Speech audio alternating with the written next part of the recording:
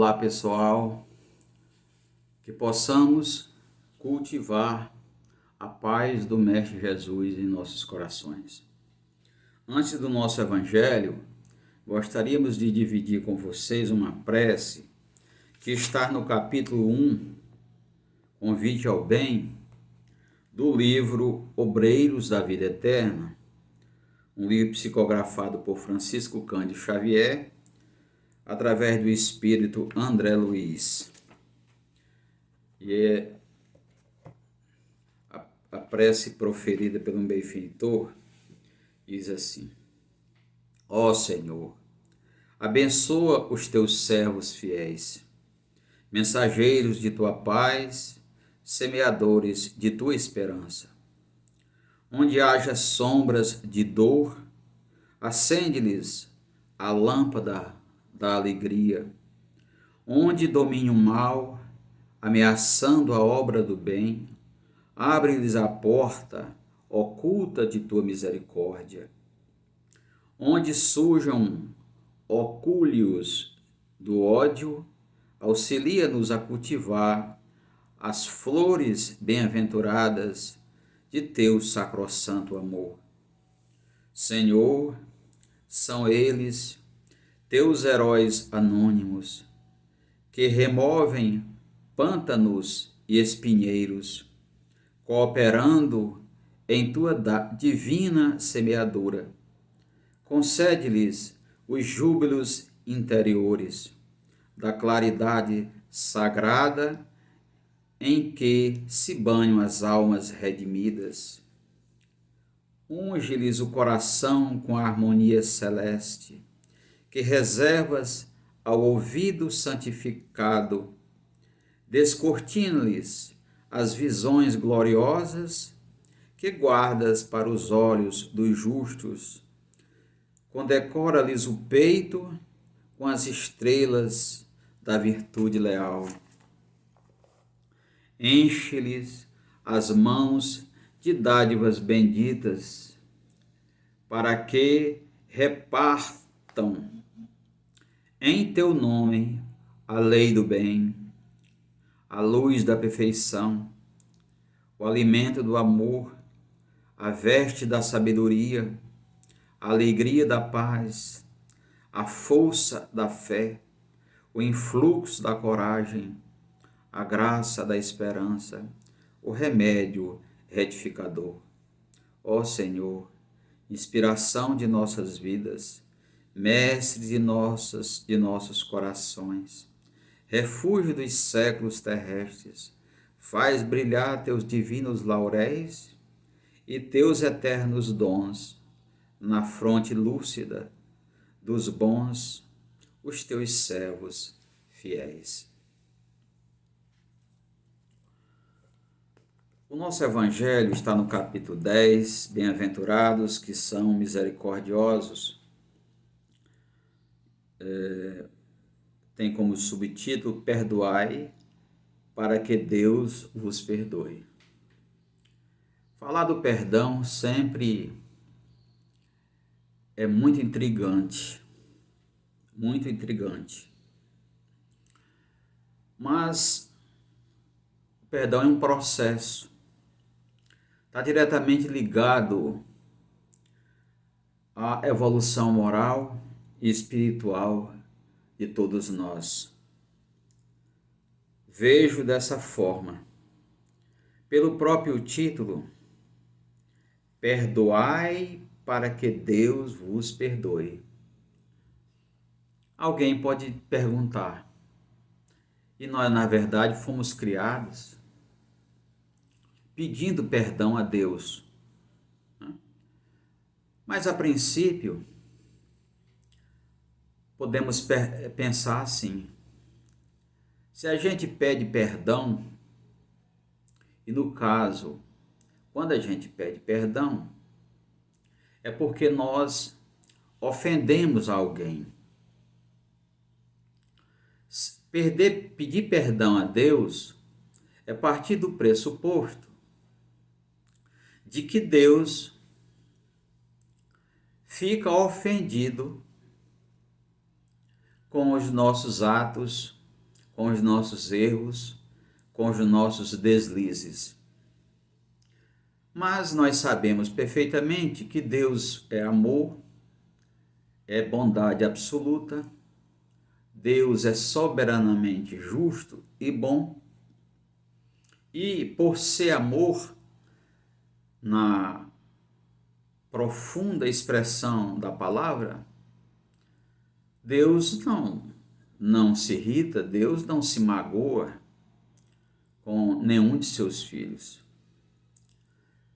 E aí nós temos que pensar que Deus, ele se manifesta em nossas vidas nesse processo principalmente de justiça, através de leis.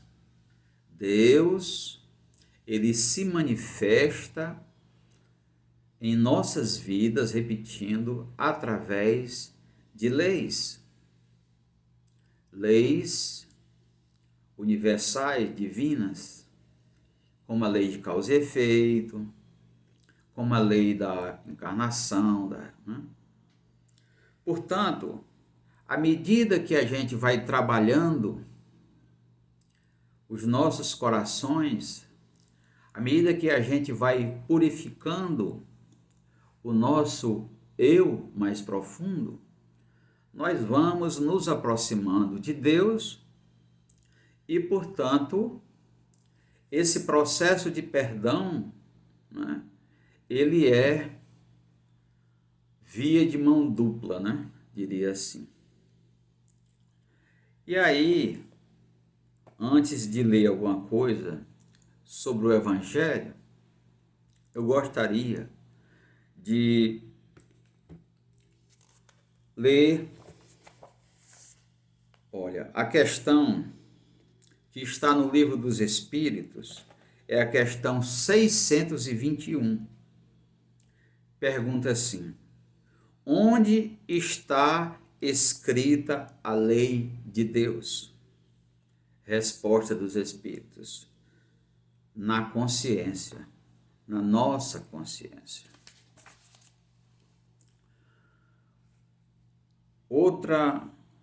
Outro conceito importante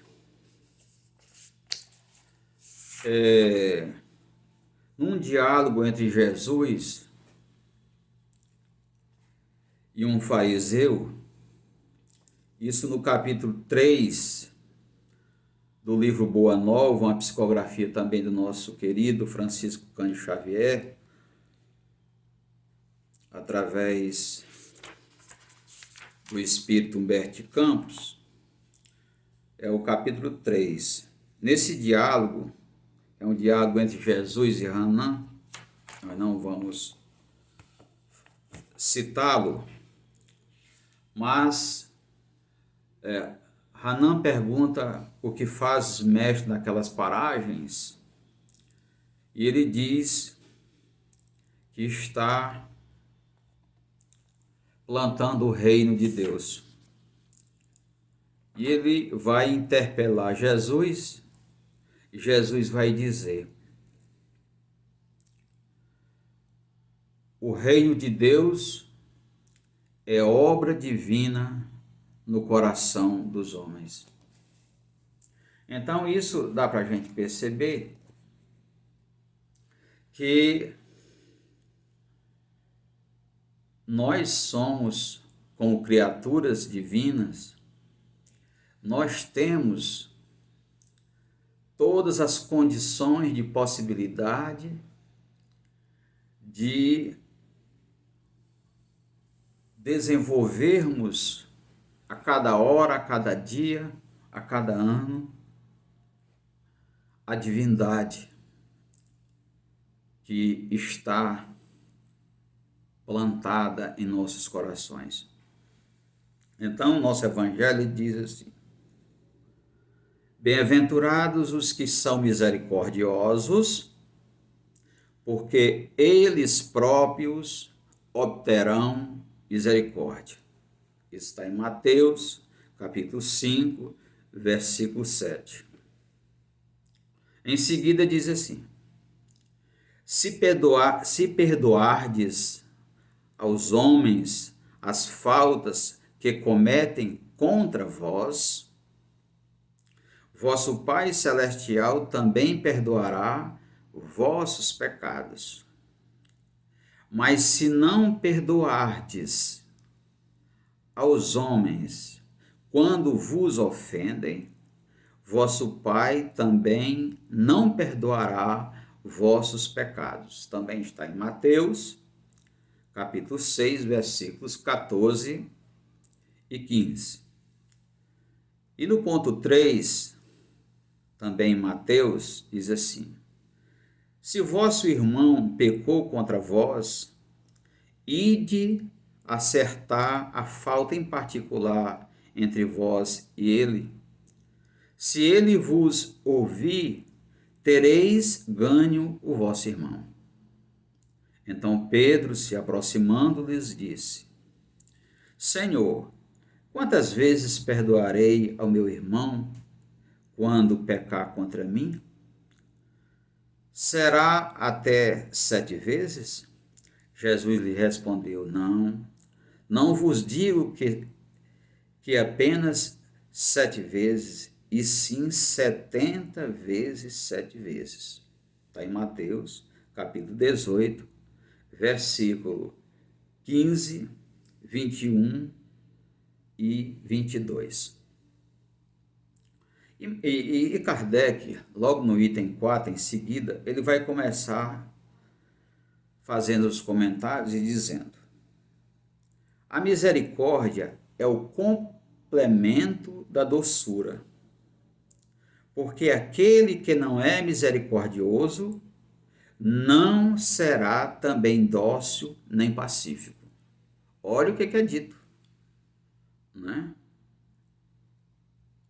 Quem não é misericordioso não será também dócil nem pacífico.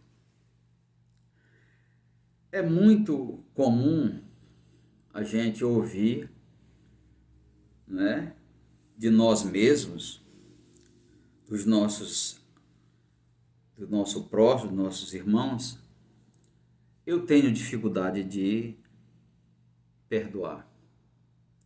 Esse processo de dificuldade de perdoar faz parte exatamente ainda da nossa condição inferior, moralmente, espiritualmente. Nós ainda carregamos dentro de nós ainda muito mágoa, raiva, ciúme, não é? Sentimento de posse. Então, quando a gente fala que o perdão é um processo que vai acontecendo, porque ele depende do processo de amadurecimento moral de todos nós. Para isso, a gente precisa ir exercitando o perdão, fazendo a reflexão dos atos, das atitudes, daquilo que a gente faz no dia a dia, né? Na nossa relação com o outro. Portanto, Deus, ele está sempre conosco. A espiritualidade maior sempre está torcendo por nós.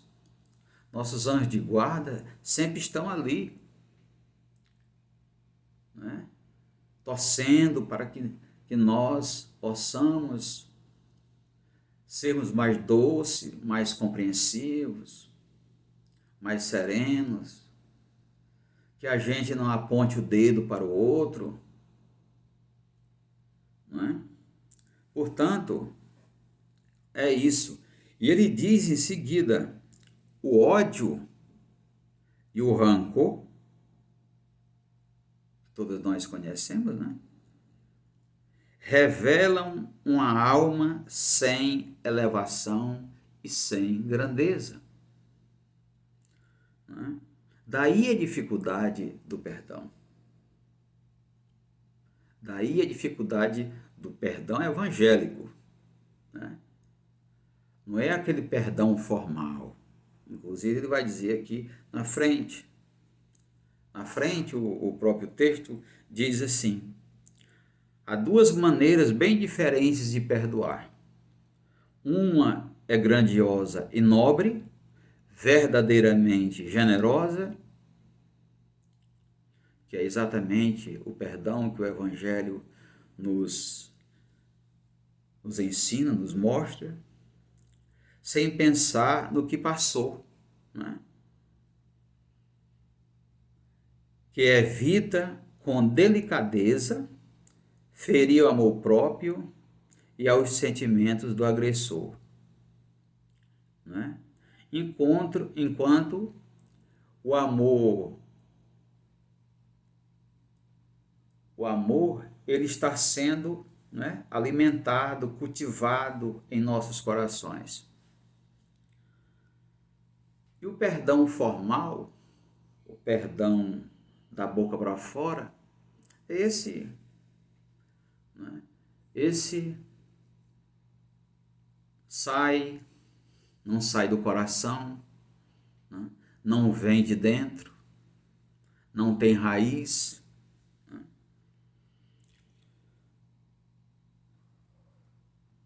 Aqui ele diz assim: infeliz daquele que diz nunca perdoarei. Isso é muito forte. Infeliz daquele que nunca perdoarei. Esse, se não for condenado pelos homens, certamente será condenado por Deus. Veja aqui sempre aquela expressão, não é?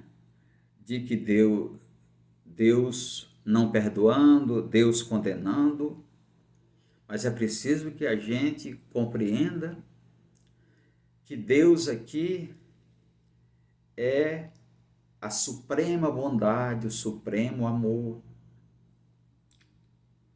né?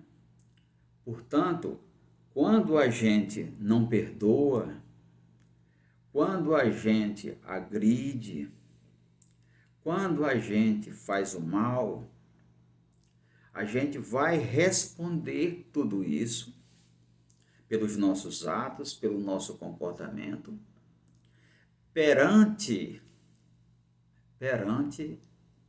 primeiro ao tribunal da nossa consciência, onde estão, né, inseridas as leis de Deus, e perante as leis de Deus.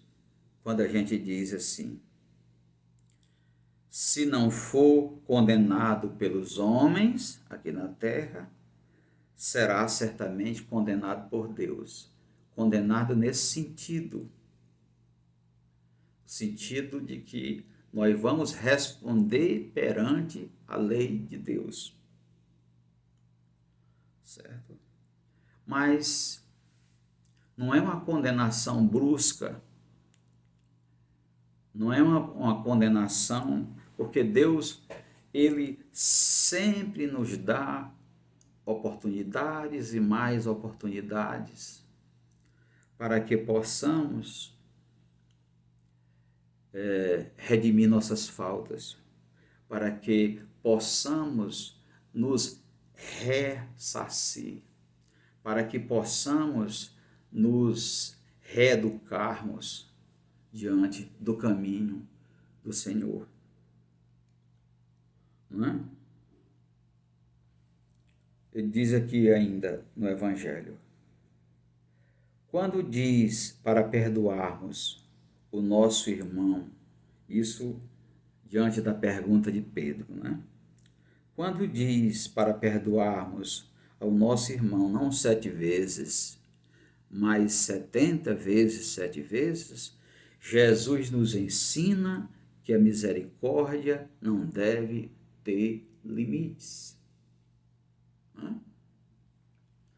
Não deve ter limites, porque essa luta é uma luta constante, é uma luta, né, incessante dentro de nós, na relação com o outro. Tem uma passagem aqui,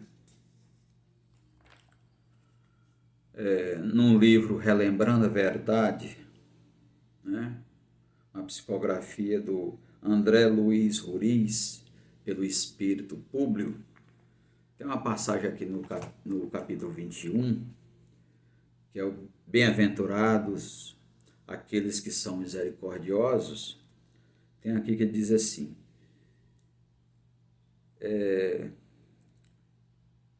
entender que aquele que se fixa na visão do erro nega a Deus o reconhecimento da sua perfeição.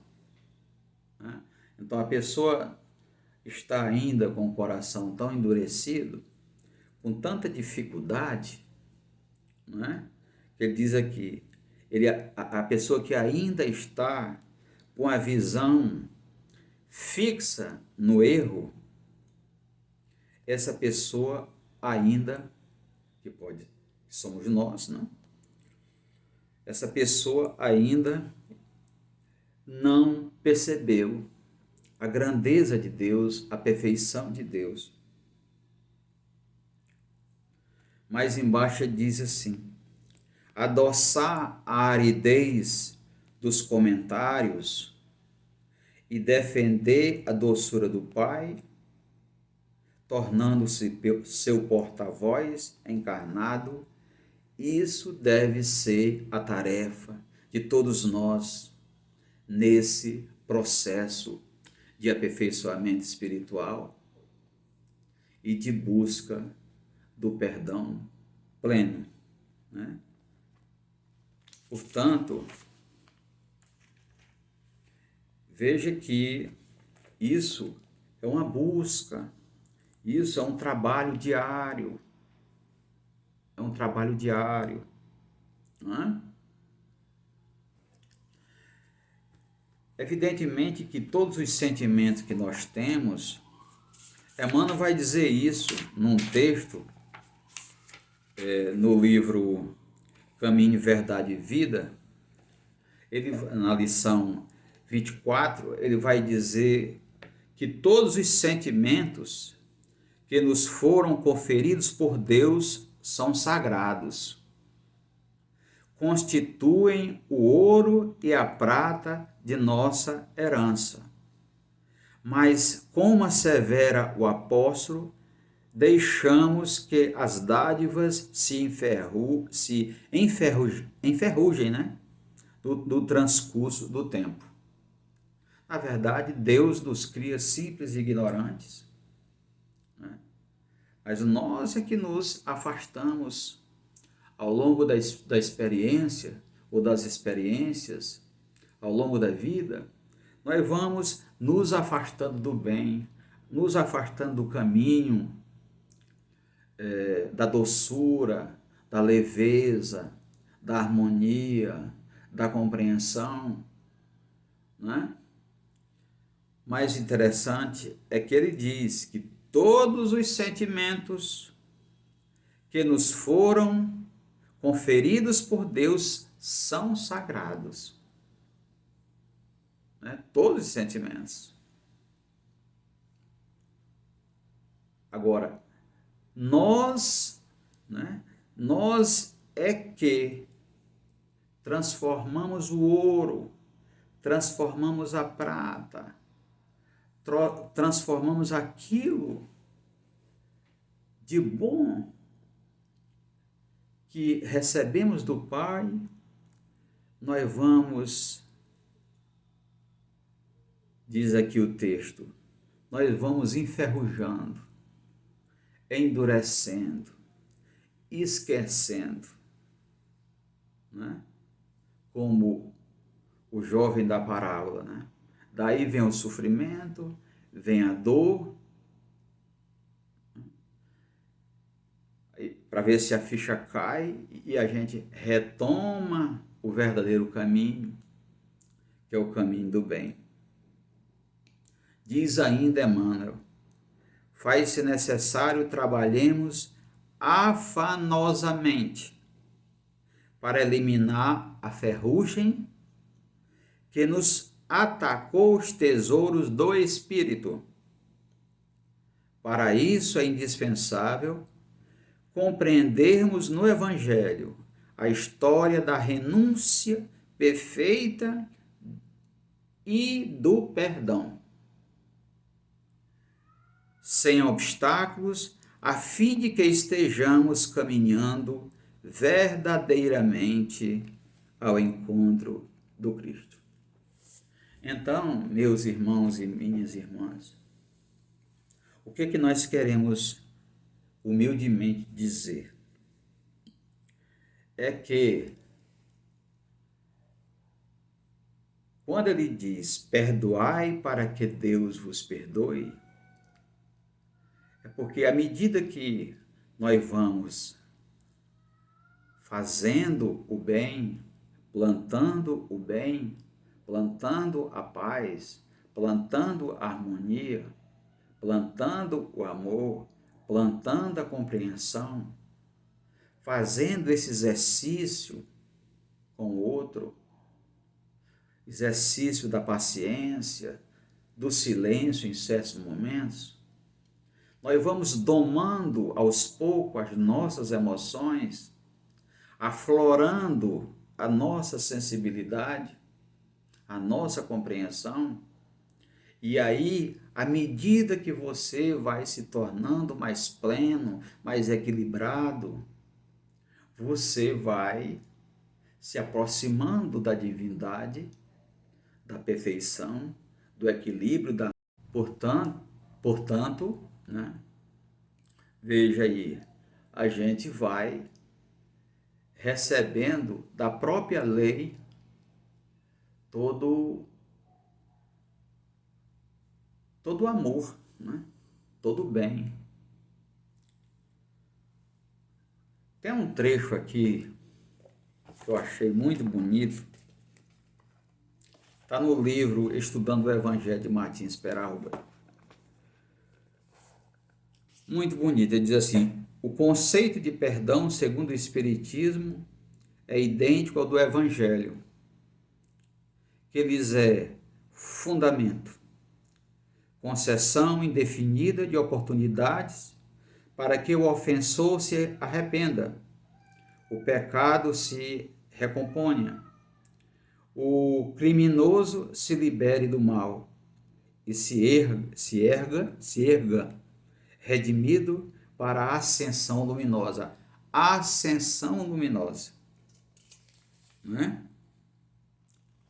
Aqui ele vai dizer assim, com relação, ele vai falando da importância da prática do perdão evangélico, ou desse esforço que devemos fazer para desenvolvermos o perdão, porque ele vai dizer que nós vamos colher consequências boas, evidentemente, né? Dessa prática. Ele diz assim: com relação à vida presente, quem perdoa obtém a graça da consciência tranquila. Obtém a graça da consciência tranquila. Torna-se inacessível ao mal. Dá impulso evolutivo à própria alma. Avança, afinal, na senda do aperfeiçoamento. No tocante à vida do espaço depois da morte física, o perdão assegura a descontinuidade do mal. Evita, assim, obsessões terríveis nas regiões inferiores, simbioses psíquicas, dramas pavorosos no espaço inferior, onde almas torturadas se digladiam durante anos ou séculos. Quanto às vidas futuras, o ato sincero do perdão hoje tem a faculdade de possibilitar amanhã reencarnações felizes, liberadas de compromissos escuros. Amar o ofensor, reconhecemos sempre que nem sempre é fácil, mas perdoar-lhes a ofensa compreendendo a ignorância e a desventura, e não a maldade, é menos difícil.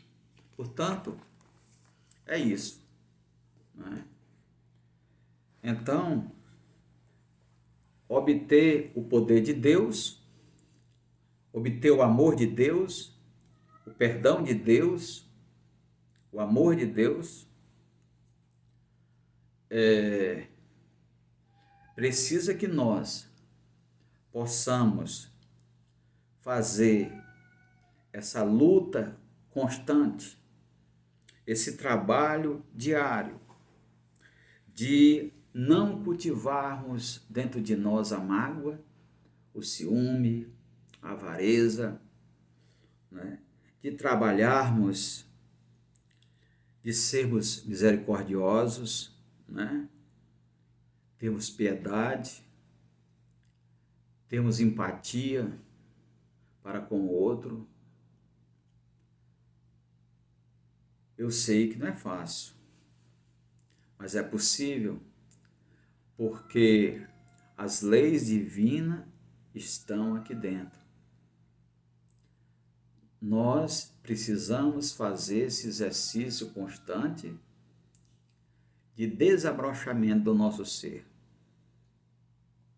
E assim, meus irmãos, que possamos cultivar o amor, que possamos sermos pacificadores,